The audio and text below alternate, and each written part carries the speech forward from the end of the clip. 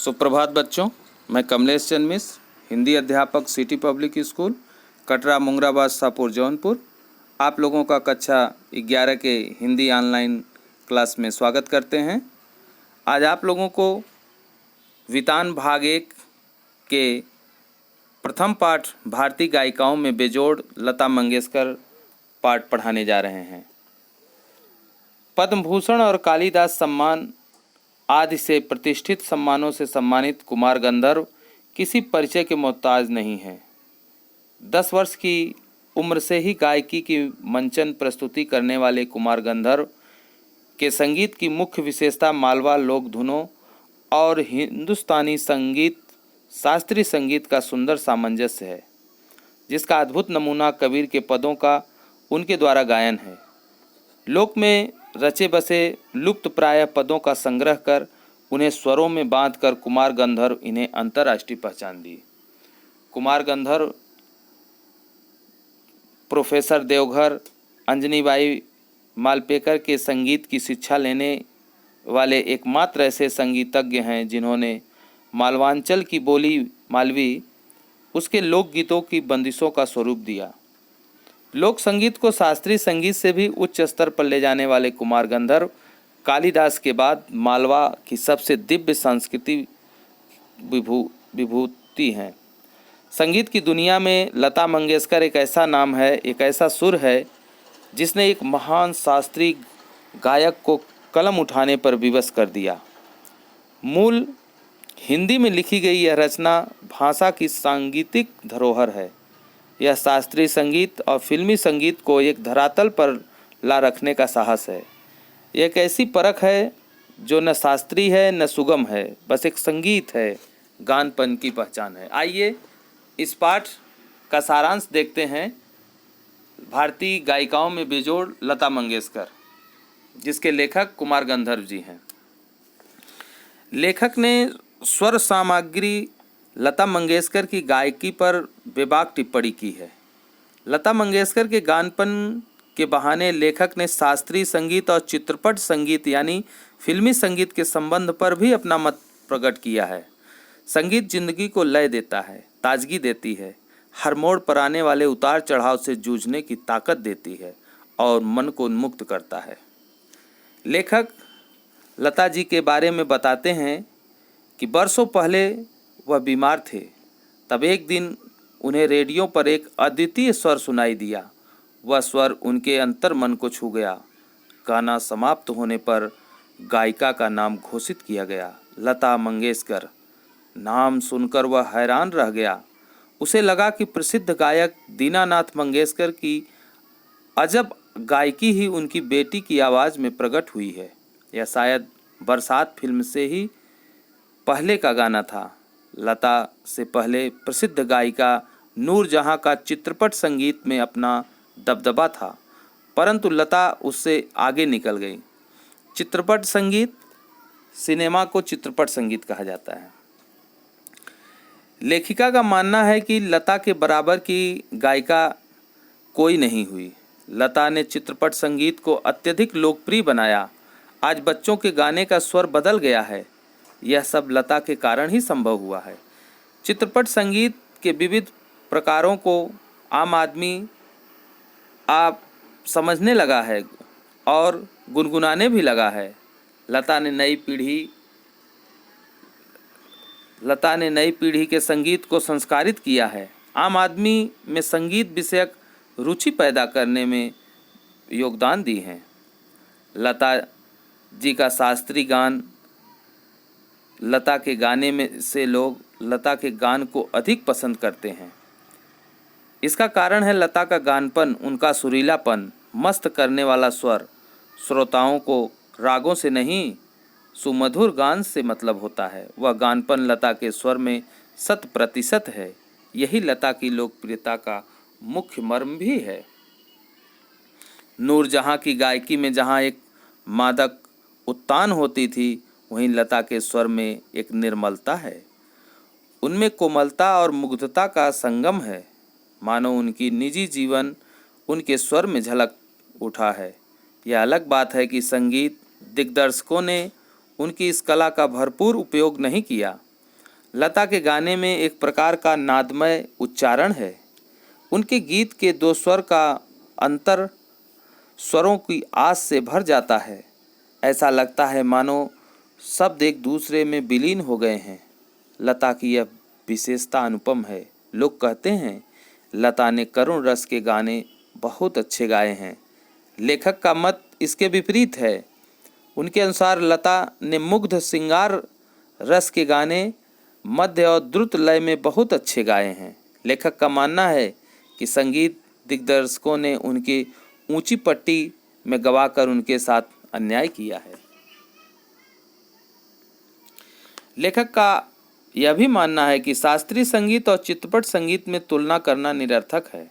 शास्त्रीय संगीत में गंभीरता अस्थायी भाव है, जबकि चित्रपट संगीत में तेज लय और चपलता प्रमुख होती है। चित्रपट संगीत व ताल प्राथमिक अवस्था का होता है और शास्त्रीय संगीत में इसका परिष्कृत रूप होता है।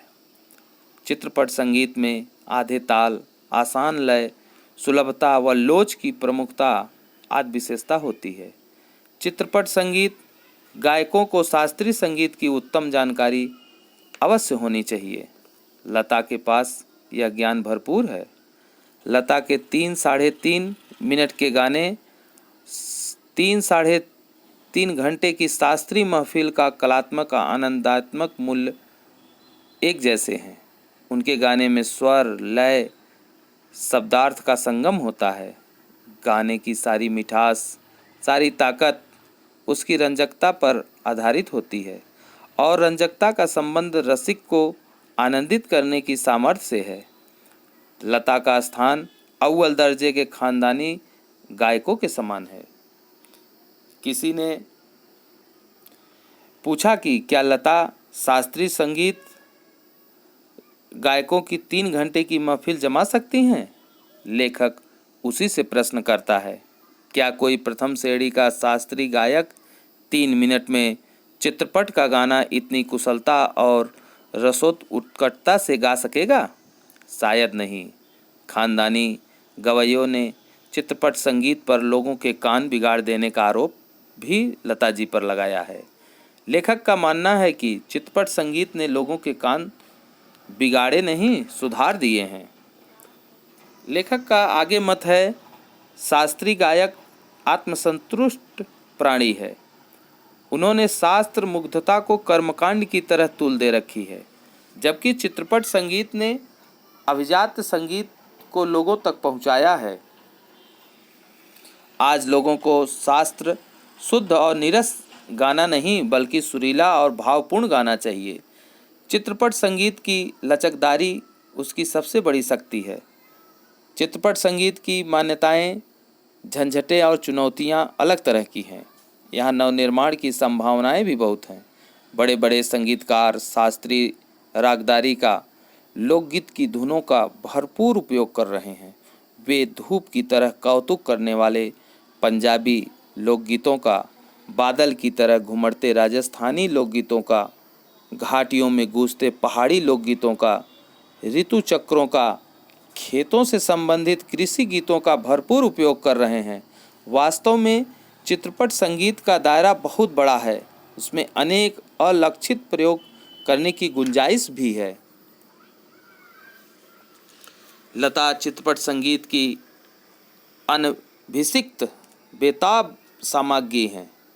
अनेक गायक गायिकाओं की तुलना में उनकी लोकप्रियता सबसे अधिक है। लगभग आधी आबादी से वे जन मन पर छाई हुई हैं। यह एक चमत्कार है जिसे हम प्रत्यक्ष अपनी आँखों से अपने इर्द गिर्द होता हुआ देख रहे हैं। इस प्रकार से यह पाठ का सारांश समाप्त हुआ। इस पर आधारित कुछ प्रश्न हैं जिन्हें हम प्रश्न पूछ रहे हैं। इस प्रश्न का उत्तर लिखकर आप व्हाट्सएप कर देंगे, हम उसे चेक कर लेंगे। लेखक ने पाठ में गानपन का उल्लेख किया है। पाठ के संदर्भ में स्पष्ट करते हुए बताएं कि आपके विचार से इसे प्राप्त करने के लिए किस प्रकार के अभ्यास की आवश्यकता है। गाने का ऐसा अंदाज जो एक आदमी को भी भाव विभोर कर दे, क्योंकि आम आदमी को यह पता नहीं होता है कि गाना किस राग में गाया जाता है, बल्कि उसे तो गाने में ऐसी मिठास चाहिए कि जो उसे मदहोश कर दे। जिस प्रकार मनुष्य वक्ता हो तो वह मनुष्य है, वैसी प्रकार गानपन हो तो वह संगीत है। लता की लोकप्रियता का मुख्य मर्म यह गानपन ही है। लेखक ने लता की गायकी की किन विशेषताओं को उजागर किया है? आपको लता की गायकी में कौन सी विशेषता नजर आती है?